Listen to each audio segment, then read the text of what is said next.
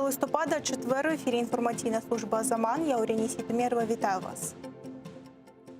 Кримський саміт відбудеться в Києві у травні наступного року. Про це заявив міністр закордонних справ України Дмитро Кулеба. У столиці України мають зібратися учасники Кримської платформи, де обговорюватимуть дотримання прав жителів окупованого півострова та його звільнення.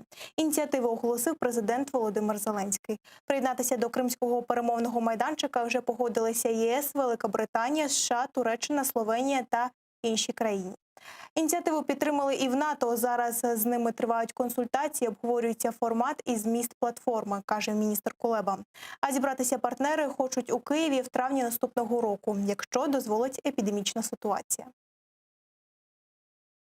Ця робота не буде зупинятися ані на день і увінчається вона самітом Кримської платформи, який пройде в Києві.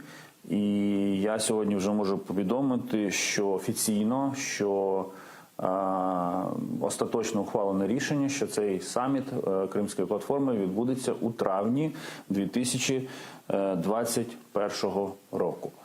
Дуже сильно сподіваємося, що на той момент ситуація з пандемією стабілізується, і ми матимемо нагоду провести успішний саміт у столиці України. Посол Великої Британії в Україні Мелінда Сімонс відвідала адмінмежу з окупованим Кримом, зокрема КПВВ Каланчак та Чаплинка.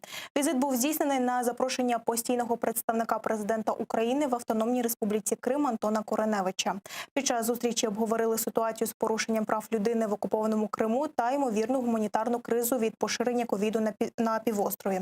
Як повідомлялося раніше, посол Великої Британії в Україні заявила про те, що Велика Британія підтримує створення платформи з деокупації Криму.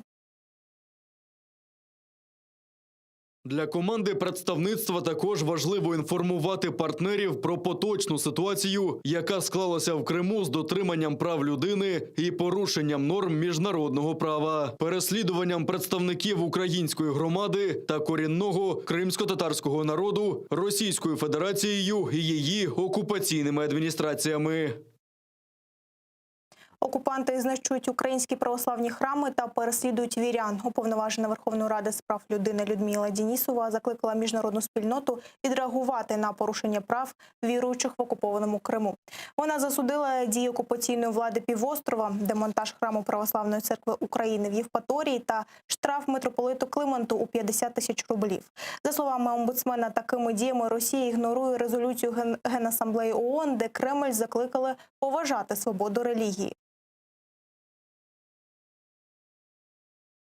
Хочу підкреслити, що до початку тимчасової окупації на Кримському півострові діяло 49 українських православних релігійних організацій, але через репресії окупанта їх залишилося 6. Десятки храмів, молитовних будинків і місць богослужіння були захоплені і знаходяться під контролем окупаційної адміністрації Росії. Засуджую дії країни-окупанта Росії, спрямовані на знищення Православної церкви України і переслідування її вірних, і закликаю міжнародну спільноту рішуче відреагувати на порушення основних прав людини на території тимчасово окупованого Криму.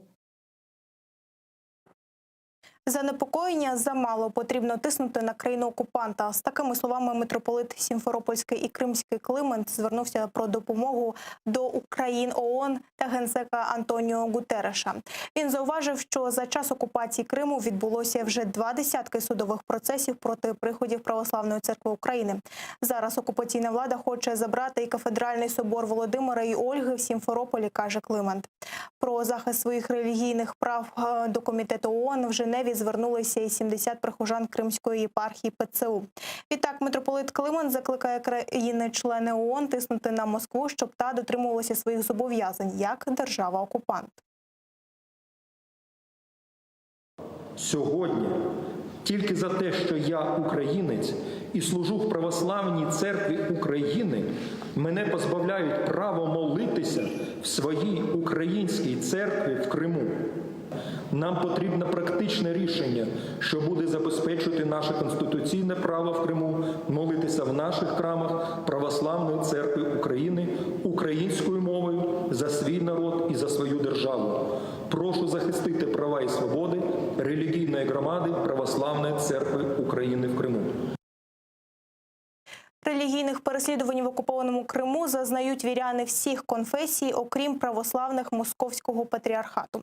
Про це звітують у Кримській правозахисній групі. Головне звинувачення окупаційної влади – так звана незаконна місіонерська діяльність. Правозахисники нарахували вже 101 адміністративну справу проти релігійних організацій та їх прихожан. Загальна сума штрафів склала понад 1 мільйон 340 тисяч рублів. Лише у жовтні окупаційні суди розглядали 2 справи, одна з яких проти імама Тарахташської мечеті Аблякіма Галієва за проведення п'ятничної молитви. Преследование идет именно из-за причин того, что они не хотят выполнять требования, хотят в свою очередь им подчиняться. То есть все остальные преследования выглядят преследования как протестантов, баптистов, членов представителей церкви христиан веры евангельской. Это членов преследуют за проведение просто собраний, которые оккупационные власти рассматривают как религиозные собрания. А организация преследует за то, что они проводят миссионерскую деятельность, например, в зданиях, которые не заявлены как религиозные, или в зданиях, в которых, например, вывеска, отсутствует какие-то логотипы обозначений.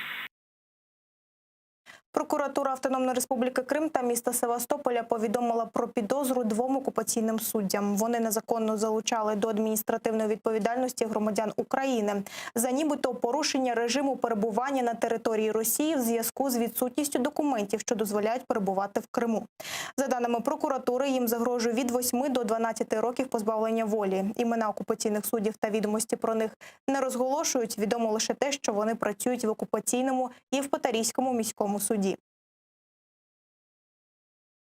Слідством встановлено, що вказані судді, перейшовши на службу до незаконно створених судових органів держави-окупанта, своїми діями сприяли становленню та зміцненню окупаційної влади Російської Федерації. Зокрема, підозрювані сприяли реалізації політики витіснення незгодних з окупаційним режимом громадян та заміщення цивільного населення окупованого півострова.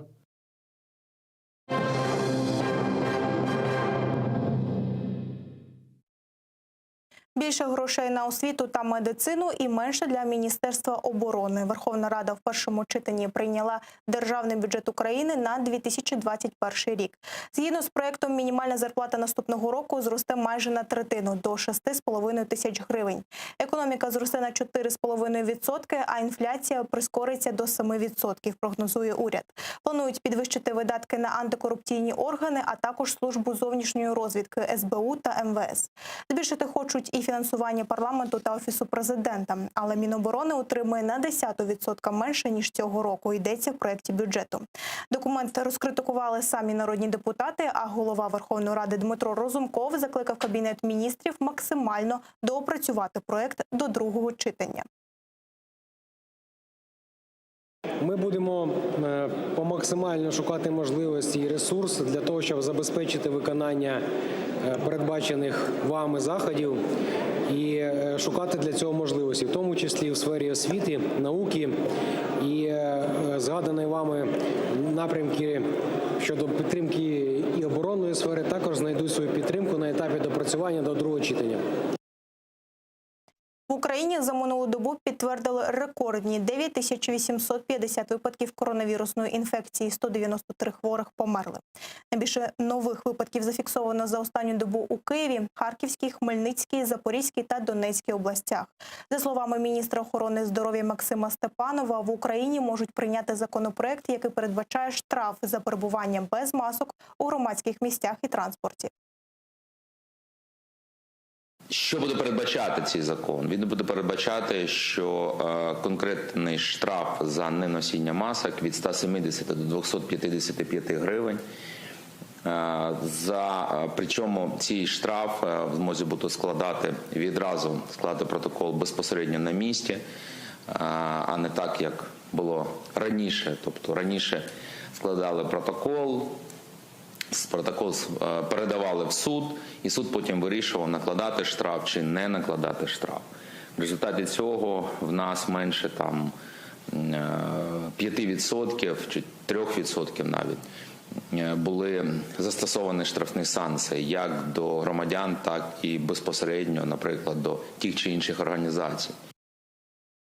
А головний санітарний лікар України Віктор Ляшко розповів, що сімейний лікар може закрити лікарняний без негативного ПЛР-тесту, оцінивши загальний стан пацієнта та тривалість захворювання. Закриття лікарняного може відбуватись з 3 причин, які чітко прописані в стандарті надання медичної допомоги хворим з коронавірусною хворобою. Перше – це проходить 10 днів від першого дня симптомів, і впродовж цих 10 днів є 3 дні, в яких відсутні симптоми. Це є підстава перевести сімейному лікарю хворого в категорію одужачі і закрити лікарня. Друге – це 10 днів від моменту отримання позитивного результату методом полімеразної ланцюгової реакції. І знову ж таки, впродовж цих 10 днів є 3 дні, коли в людини відсутні симптоми. Це також підстава закрити лікарня. І третій варіант – це отримання негативного тесту полімеразної ланцюгової реакції. І всі ці 3 фактори, вони є рівноцінними, і сімейний лікар визначає, як закрити лікарняний. В окупованому Криму від COVID-19 померли 2 людини. За останню добу підтвердили ще 288 випадків коронавірусу. Загалом з початку пандемії на півострові діагноз COVID-19 отримало більше 13 тисяч людей. Станом на сьогодні 4420 пацієнтів вилікувались, 224 людини померли.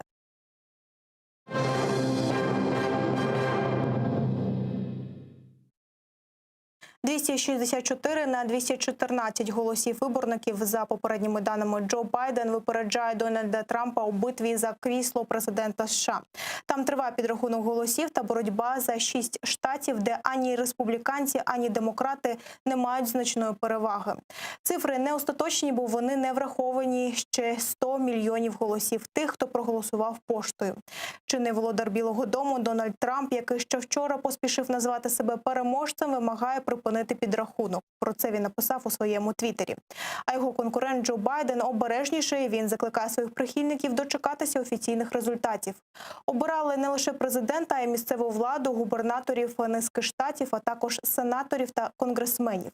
До Палати представників, ймовірно, увійде й уроджена українка Вікторія Спарц, повідомляє Нью-Йорк Таймс. Вона балотується від республіканської партії.